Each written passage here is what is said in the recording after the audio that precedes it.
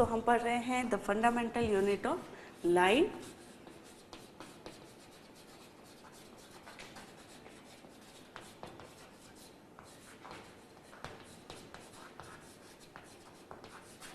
Okay, so fundamental unit of life में जो है हम पढ़ने वाले हैं सेल। ठीक है, सेल में हमने क्या पढ़ा था कि सेल में किस प्रकार से डाइवर्सिटी है। ठीक है, ऑल द लिविंग ऑर्गेनिज्म का जो बेसिक स्ट्रक्चर है दैट इज सेल। ठीक है, तो सेल में हमने क्या देखा कि सेल हालांकि basic structure is same, the all the living organism are made up of cells, but the difference in their size and shapes may occur. So there is a large biodiversity in case of cell in living organism. So today we are going to now we know the types of cell किस प्रकार के हो सकती हैं, size and shape में किस प्रकार variant हो सकते हैं। ठीक है, तो today we are going to study the structure of cell. ठीक है, अब हम सेल का स्ट्रक्चर पढ़ने वाले हैं। ठीक है, हालांकि बायोडाइवर्सिटी है सेल के साइज एंड शेप्स में। ठीक है, बहुत डिफरेंट टाइप की सेल्स हो सकती हैं। ठीक है, जैसे जैसे आप आगे की क्लासेस में पढ़ेंगे, टिश्यूज पढ़ेंगे, ठीक है, तो आपको पता चलेगा कि कितने प्रकार की सेल्स हैं। मसल सेल डिफरेंट है, नर्व सेल डिफरेंट है, फैट सेल डिफरेंट है, एपिथेलियल सेल डिफरेंट है। ठीक है, जो स्किन की सेल होती है एपिथेलियल सेल कहलाती है। तो लार्ज डाइवर्सिटी है सेल्स में, फिर भी जो बेसिक स्ट्रक्चर है सेल का वो एक जैसा होता है। ठीक है, मोर और लेस डिफरेंट हो सकते हैं सेल ऑर्गेनल्स, ठीक है, और उनके फंक्शंस, लेकिन जो सेल स्ट्रक्चर है उसका बेसिक पैटर्न एक जैसा होता है। तो today we will study the structure of cell.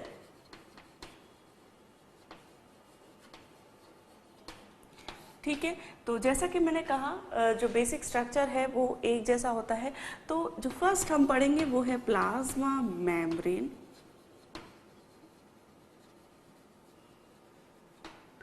ठीक है, सेकंड हम पढ़ेंगे साइटोप्लाज्म एंड थर्ड हम पढ़ेंगे न्यूक्लियस। ये तीन बेसिक स्ट्रक्चर हैं किसी भी सेल में, चाहे वो एक बैक्टीरिया की हो, चाहे वो एक प्लांट की हो, चाहे वो एक एनिमल की हो, चाहे वो एनिमल की भी डिफरेंट सेल्स हो, चाहे वो प्लांट की भी डिफरेंट सेल्स हो। ठीक है, तो इस प्रकार जो सभी सेल्स होती हैं उनका basic structure is formed of these three structure. The first is plasma membrane, the second is cytoplasm and the third is nucleus. ठीक है, प्लाज्मा मेम्ब्रेन क्या होता है, सबसे पहले हम पढ़ेंगे प्लाज्मा मेम्ब्रेन।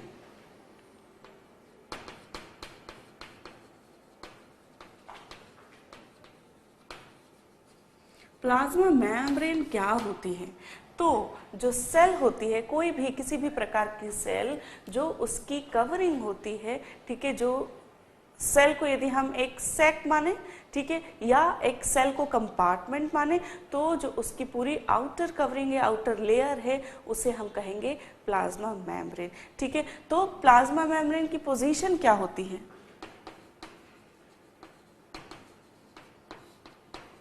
ठीक है, तो plasma membrane is a thin transparent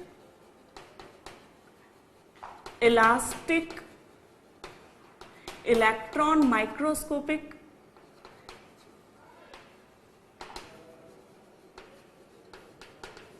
ठीक है, इलेक्ट्रॉन माइक्रोस्कोपिक एंड ठीक है, thin transparent electron microscopic elastic and ठीक है, इलास्टिक होती है and outer covering of cell. ठीक है, ठीक है, तो प्लाज्मा मेम्ब्रेन कैसी होती है, थिन होती है, ट्रांसपेरेंट होती है, ठीक है, इलास्टिक होती है, ठीक है, इलास्टिक होती है, इलास्टिसिटी होती है उसमें, इलेक्ट्रॉन माइक्रोस्कोपिक होती है। दैट मीन्स जो प्लाज्मा मेम्ब्रेन है आप उसे उसका जो स्ट्रक्चर है इलेक्ट्रॉन माइक्रोस्कोप में ही देख सकते हैं प्रॉपरली, लाइट माइक्रोस्कोप में आप उसे नहीं देख सकते प्रॉपरली। आउटर कवरिंग होती है सेल की। ठीक है, ठीक है, and this cell is regenerative,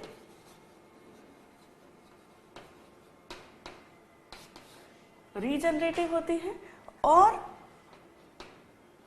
semi permeable होती है। ठीक है, तो ये जो मेम्ब्रेन है रीजनरेटिव होती है। रीजनरेटिव मतलब क्या, कि ये अपने आप को फिर से रीजनरेट कर सकती है। ठीक है, तो प्लाज्मा मेम्ब्रेन रीजनरेटिव होती है, इसे फिर से फॉर्म किया जा सकता है। साथ ही जब सेल डिवीजन होता है तो जो नई सेल्स होती हैं, डॉटर सेल्स होती हैं, उनकी भी प्लाज्मा मेम्ब्रेन बनाई जाती है। तो it is regenerative in nature, इसे रीजनरेट किया जा सकता है, फिर से बनाया जा सकता है। सेमी परमेबल, सेमी परमेबल का मतलब ये है कि टोटली परमेबल नहीं होती है। सभी मटेरियल्स के लिए ये टोटली परमेबल नहीं होती है, सेमी परमेबल होती है। ठीक है, दैट मीन्स सिलेक्टिव जो है परमेबिलिटी होती है, सिलेक्टिव ट्रांसपोर्ट होता है इसके थ्रू। सिलेक्टिव ट्रांसपोर्ट मतलब क्या, कि जिन मटेरियल्स का ट्रांसपोर्ट होना चाहिए अंदर से बाहर या बाहर से अंदर, अंदर से बाहर या बाहर से अंदर का क्या मतलब है, जैसे यदि कोई सेल है, ये उसकी प्लाज्मा मेम्ब्रेन है, तो इसका जो एनवायरनमेंट होगा, ठीक है, उसमें से जो मटेरियल अंदर आने चाहिए, जिसकी सेल को ज़रूरत है, वो प्लाज्मा मेम्ब्रेन से अंदर आ सकते हैं, और जिन मटेरियल को बाहर जाना चाहिए वो मटेरियल ही बाहर जा सकते हैं प्लाज्मा मेम्ब्रेन से। दैट मीन्स सारे मटेरियल्स के लिए, सारे सॉल्वेंट्स के लिए ये प्लाज्मा मेम्ब्रेन परमेबल नहीं होती। तो that is to be remember कि plasma membrane shows the selective permeability और सिलेक्टिव ट्रांसपोर्ट। ठीक है, then we will see what is the structure of plasma membrane, किस प्रकार का स्ट्रक्चर होता है।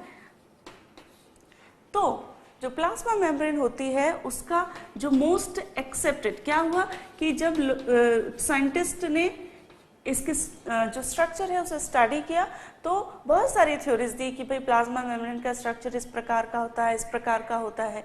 ठीक है, तो ये डिफरेंट थ्योरीज पढ़ने की बजाय हम क्या पढ़ेंगे, द मोस्ट एक्सेप्टेड वन। तो द मोस्ट एक्सेप्टेड वन जो है वो है फ्लूइड मोज़ेक मॉडल।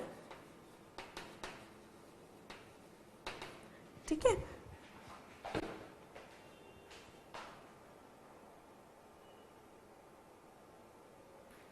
सो फ्लूइड मोज़ेक मॉडल जो है द मोस्ट एक्सेप्टेड स्ट्रक्चर जो दिया गया है वह थ्योरी है fluid mosaic model. Fluid mosaic model क्या कहती है कि जो प्लाज्मा मेम्ब्रेन है वो लिपोप्रोटीनस होती है। लिपोप्रोटीनस मतलब कि प्रोटीन और लिपिड से बनी हुई लेयर होती है। ठीक है, लिपिड मतलब कि फैट, तो लिपिड और प्रोटीन से बनी हुई होती है, दैट मीन्स लिपोप्रोटीनस होती है, जिसमें कि प्रोटीन के मॉलिक्यूल्स जो हैं are embedded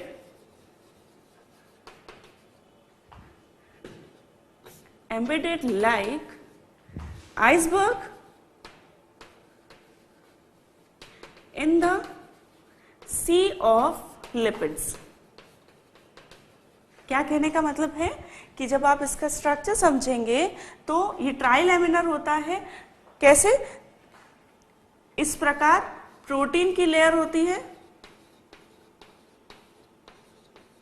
inner and outer layer of protein. ठीक है, ये प्रोटीन मॉलिक्यूल्स हैं, और ये जो प्रोटीन मॉलिक्यूल्स होते हैं ये बाइलैमिनर जो है लेयर में, layer of lipid. Bilaminar layer मतलब कि लिपिड की दो लेयर, ठीक है, लिपिड की दो लेयर जो है वो मिडल में रहती हैं, और उसमें आइसबर्ग की तरह, जिस प्रकार आइसबर्ग्स जो है वो सी में रहते हैं, ठीक है, उसी प्रकार ये जो प्रोटीन मॉलिक्यूल्स हैं वो एम्बेडेड रहते हैं किसमें, in the sea of lipids. यदि हम इमेजिन करें किस प्रकार आइसबर्ग्स जो है वो रहते हैं किसमें, सी में, उसी प्रकार प्रोटीन मॉलिक्यूल्स एम्बेडेड रहते हैं in the sea of lipid, bilayer of lipid. ठीक है, तो ये आप इस प्रकार से कंसीडर कर सकते हैं कि किस प्रकार लिपिड और लिपोप्रोटीन जो है वो बनाते हैं प्लाज्मा मेम्ब्रेन को। ठीक है, तो स्ट्रक्चर क्या होता है, फ्लूइड मोज़ेक मॉडल जो है वो मोस्ट एक्सेप्टेड है to understand the structure of plasma membrane, and it is formed of lipoprotein. Lipoproteins structure होता है इसका, और जो प्रोटीन मॉलिक्यूल्स हैं they are embedded like a iceberg in the sea of bilayer of lipid. ठीक है, और इस प्रकार द स्ट्रक्चर इज ट्राइलेमाइनर, ठीक है, इसको ट्राइलेमाइनर स्ट्रक्चर कहते हैं, ट्राइलेमाइनर स्ट्रक्चर ऑफ लिपोप्रोटीन, ठीक है। तो it is important because you know from the point of view of your competitive exam in MCQs ये क्वेश्चन आते हैं। फ्लूइड मोज़ेक मॉडल जो है सेल्स के प्लाज्मा मेम्ब्रेन का मोस्ट एक्सेप्टेड है, देन ट्राइलेमाइनर लिपोप्रोटीनस होता है, ठीक है। तो that is to be remember कि MCQs के पॉइंट ऑफ व्यू से आप ये फैक्ट्स याद रखिए, ठीक है। तो ये हमने पढ़ा कि स्ट्रक्चर जो है प्लाज्मा मेम्ब्रेन का किस प्रकार होता है। अब हम समझेंगे कि फंक्शन क्या है प्लाज्मा मेम्ब्रेन का।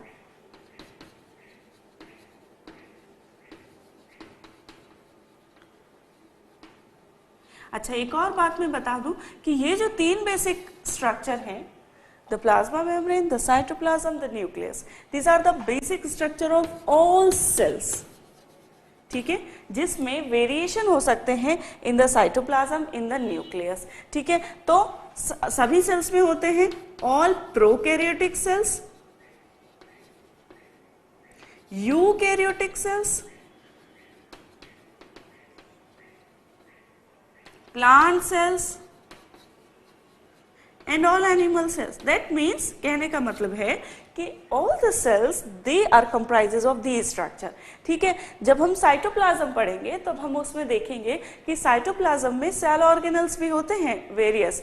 तो ये जो सेल ऑर्गेनल्स हैं यहाँ पे वेरिएशन हो सकते हैं, लाइक कुछ जो सेल ऑर्गेनल्स हैं वो यूकैरियोट्स में हैं लेकिन प्रोकैरियोट्स में नहीं है, कुछ सेल ऑर्गेनल्स जो हैं वो प्लांट सेल में हैं लेकिन वो एनिमल सेल में नहीं है, या कुछ ऑर्गेनल्स जो हैं वो एनिमल सेल में हैं लेकिन प्लांट सेल में नहीं है। ये जो डिफरेंसेस है ये हम सभी सेल स्ट्रक्चर पढ़ने के बाद लास्ट में देखेंगे कि what is the difference between a animal cell and the plant cell, what is the difference between the eukaryotic cell and the prokaryotic cell, ठीक है। तो don't confuse, but the basic structure of all the cells are formed of plasma membrane, cytoplasm and the nucleus, okay। So this is the structure of plasma membrane. Now we will see the function of plasma membrane. जैसा कि मैंने बताया कि plasma membrane का क्या function है, to protect the cell.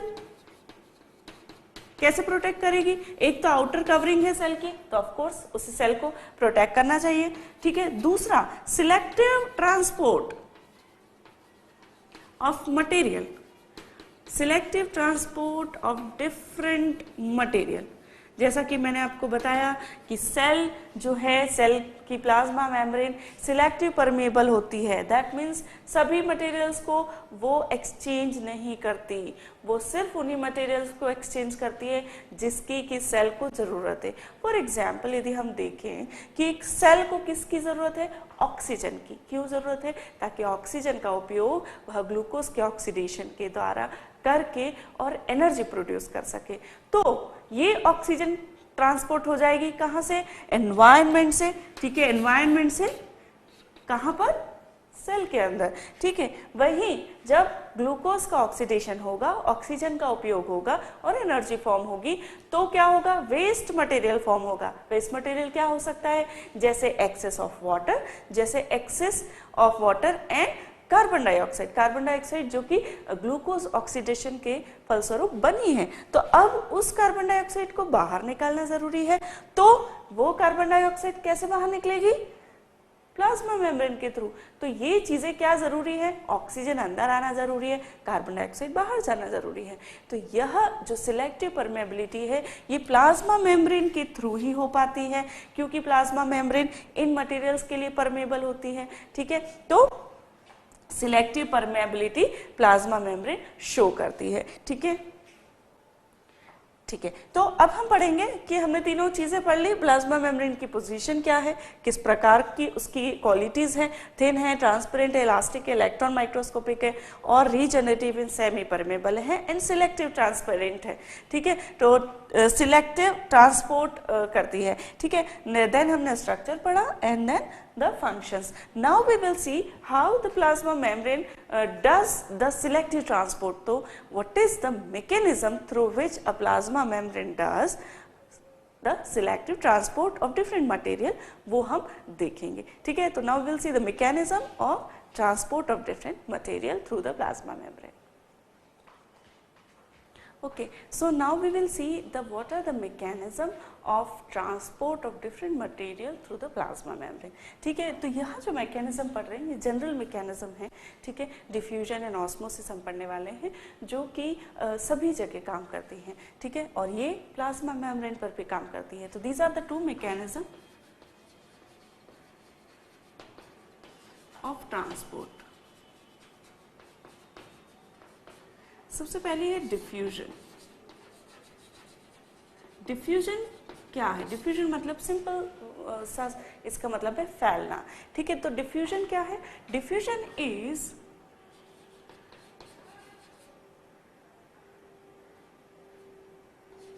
Transport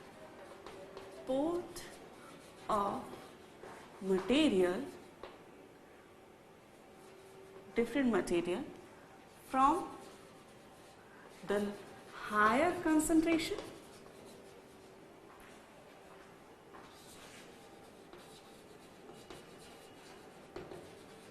or higher diffusion pressure to the lower concentration or lower diffusion pressure is called as diffusion. ठीक है, तो डिफ्यूजन क्या है? किसी भी मटेरियल का, ठीक है, किसी भी मटेरियल का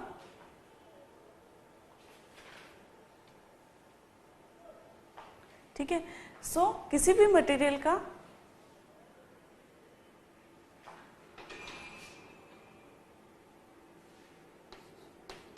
passive transport. ठीक है, that word is important.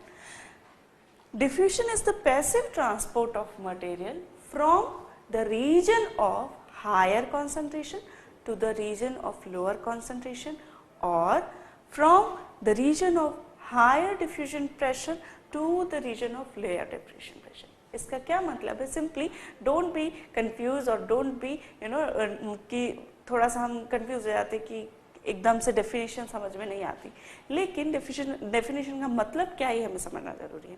Definition का मतलब ये है कि कोई भी मटेरियल, ठीक है, कोई भी मटेरियल यदि कहीं पर जो है हायर कॉन्सेंट्रेशन में है, ठीक है, और कहीं पर लोअर कॉन्सेंट्रेशन है, ठीक है, तो वो जो मटेरियल है वो हायर कॉन्सेंट्रेशन से लोअर कॉन्सेंट्रेशन की तरफ बढ़ेगा.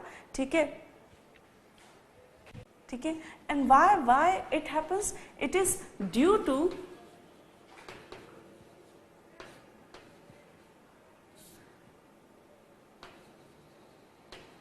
uniformity of molecule, uniformity spreading of molecule. ठीक है, क्यों होता है ये? क्योंकि जो भी मटेरियल है उसके मॉलिक्यूल्स जो है उनकी ये टेंडेंसी होती है due to the tendency of uniformal spreading of molecules कि वो यूनिफॉर्मल स्प्रेड होते हैं. इसका यदि हम एग्जाम्पल से हम समझेंगे तो हमें ज़्यादा समझ में आएगा.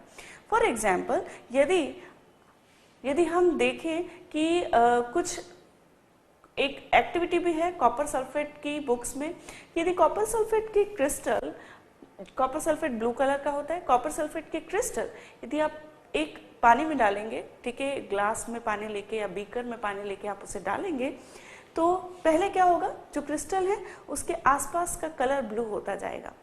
धीरे धीरे आप जब थोड़ी देर बाद देखेंगे तो जो पूरा का पूरा पानी है वह ब्लू कलर का हो गया. ब्लू कलर किसका है? कॉपर सल्फेट का. इसका मतलब क्या हुआ कि जो कॉपर सल्फेट के मॉलिक्यूल्स थे वो पूरे वाटर में स्प्रेड हो गए. ठीक है, एंड यहां पर क्या होता है डिफ्यूजन में भी कि जो मटेरियल के मॉलिक्यूल्स है या वो सॉल्यूशन में रहे, ठीक है, हायर कंसंट्रेशन एक सॉल्यूशन में हो या एक प्रेशर हो गैस का. ठीक है, तो यदि हम सॉल्वेंट की बात करें, सॉल्यूशन की बात करें, तो from higher concentration to lower concentration move करेंगे मॉलिक्यूल्स. और यदि हम एक गैस की बात करें तो वो कहां से मूव करेगी? हायर डिफ्यूजन प्रेशर से. दैट मीन्स जहां पे ज्यादा प्रेशर है, ज्यादा गैस है, वहां से वो कम गैस, जहां पे कम प्रेशर है या कम गैस है वहां पे वो मूव करेगी। Diffusion pressure, pressure is important here, ठीक है। तो क्या कहने का क्या मतलब है कि यदि हम किसी सॉल्यूशन की बात करें तो सॉल्यूशन में जो मॉलिक्यूल्स हैं वो हायर कॉन्सेंट्रेशन से लोअर कॉन्सेंट्रेशन की तरफ बढ़ेंगे, जैसा कि हमने देखा कि कॉपर सल्फेट। इसी प्रकार यदि हम देखें कि हम यदि सॉल्ट के क्रिस्टल वाटर में डालें तो थोड़ी देर तो वो वहीं रहेंगे, लेकिन फिर उसके बाद पूरे पानी में वो घुल जाते हैं। शुगर की बात करें तो वो भी इसी तरह घुलती है। तो वो क्यों घुलते हैं मॉलिक्यूल्स? मॉलिक्यूल्स इसीलिए घुलते हैं डिफ्यूजन की वजह से, क्योंकि मॉलिक्यूल्स की टेंडेंसी होती है कि वो किसी सॉल्यूशन में यूनिफॉर्मिटी क्रिएट करते हैं, ठीक है, ताकि सभी जगह कॉन्सेंट्रेशन मॉलिक्यूल्स का एक जैसा हो। गैस के मॉलिक्यूल्स भी वही करते हैं कि वो भी यूनिफॉर्मिटी क्रिएट करते हैं। यदि वो एटमॉस्फेयर में हैं किसी, तो उस एटमॉस्फेयर में उनकी ये टेंडेंसी होगी कि वो यूनिफॉर्मिटी क्रिएट करेंगे, और जहां पे गैस का ज्यादा प्रेशर है वहां से वो कम गैस के प्रेशर की तरफ मूव करेंगे। इसी प्रकार यदि आप देखें कि आपके किचन में यदि गैस नॉब चालू रह गया है और गैस जो है चालू नहीं है, ठीक है, जो है लाइटन नहीं है गैस, तो क्या होगा कि थोड़ी देर में आपको घर में उसकी स्मेल आने लगेगी कि गैस की स्मेल आ रही है। क्यों आती है गैस की स्मेल? क्योंकि डिफ्यूज होते हैं उसके मॉलिक्यूल्स। इसी प्रकार परफ्यूम्स की स्मेल्स क्यों आती है? क्योंकि उसके मॉलिक्यूल्स जो है, जो वोलेटाइल मॉलिक्यूल्स है परफ्यूम के, वो क्या कर रहे हैं? डिफ्यूज हो रहे हैं। तो diffusion is just the passive transport. ये पैसिव ट्रांसपोर्ट है, इसमें कोई एनर्जी नहीं लग रही है, ठीक है, अपने आप मॉलिक्यूल्स पैसिवली स्प्रेड हो रहे हैं, ठीक है। तो it is a passive transport of material from the higher region या higher region of concentration or higher region of diffusion pressure to the lower region of concentration and the lower diffusion pressure, ठीक है। and it is due to the tendency of molecules to make uniformity, ठीक है।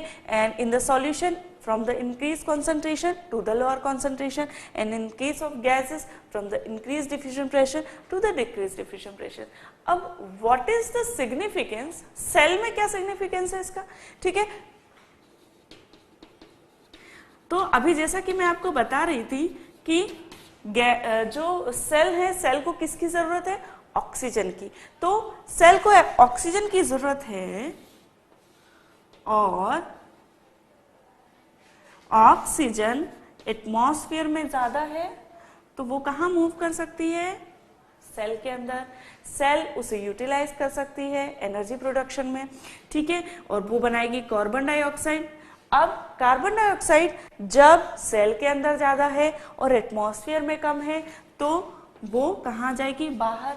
तो इस प्रकार diffusion is very important in case of exchange of gases, ठीक है। इसी प्रकार गैसेस के एक्सचेंज में तो इंपॉर्टेंट है ही, दूसरे न्यूट्रिशंस, हार्मोन्स, इनके भी ट्रांसपोर्ट में डिफ्यूजन बहुत इंपॉर्टेंट है, ठीक है। तो सिग्निफिकेंस है exchange of gases in cell and its atmosphere. Cell के आसपास का जो एटमॉस्फेयर है उसमें से सेल के अंदर और सेल से एटमॉस्फेयर में जो एक्सचेंज होता है गैसेस का, उसके लिए डिफ्यूजन इंपॉर्टेंट है। डिफ्यूजन के कारण ही वह हो पाता है। इसी प्रकार एक्सचेंज या कहें एक्सक्रीशन ऑफ वेस्ट मटेरियल, ठीक है, एक्सक्रीशन ऑफ गैस मटेरियल, जैसे कि बहुत सारी जो सेल की एक्टिविटीज होती है उसके फलस्वरूप सेल्स जो हैं अमोनिया फॉर्म करती हैं, सेल्स जो हैं यूरिया फॉर्म करती हैं। तो ये जो मटेरियल्स होते हैं नाइट्रोजिनस मटेरियल, ये वेस्ट मटेरियल होते हैं सेल के लिए, और सेल को जरूरी है कि वो सेल से उन्हें बाहर निकाल दे। तो ये जो एक्सक्रीशन का काम होता है, ठीक है, जो भी सेल में, अब वो सेल जो है वो बहुत प्रकार की हो सकती है, मैंने जैसा कहा, तो बैक्टीरिया का वेस्ट मटेरियल कुछ हो सकता है, उसे वो निकालना जरूरी है, एक्सक्रीट करना, ठीक है। तो एक्सक्रीशन ऑफ वेस्ट मटेरियल कैसे हो पाता है? डिफ्यूजन के तहत। जब वो यहाँ पर ज्यादा बढ़ जाएगा सेल में, तो सेल से वो डिफ्यूजन के कारण बाहर चला जाएगा, ठीक है। तो वेस्ट मटेरियल के एक्सक्रीशन के लिए इंपॉर्टेंट है, ठीक है। Exchange of exchange of, not nutrition, exchange of different other material like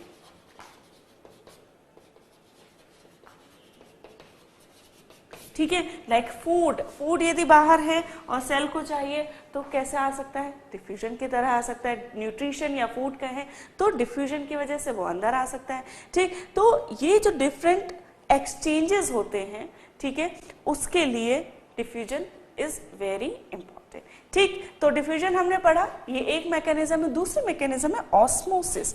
osmosis is more or less similar to diffusion, but don't confuse. यहां हमने देखा diffusion is the passive transport of material from the higher concentration to the lower concentration, जबकि osmosis क्या है, it is the passive transport of water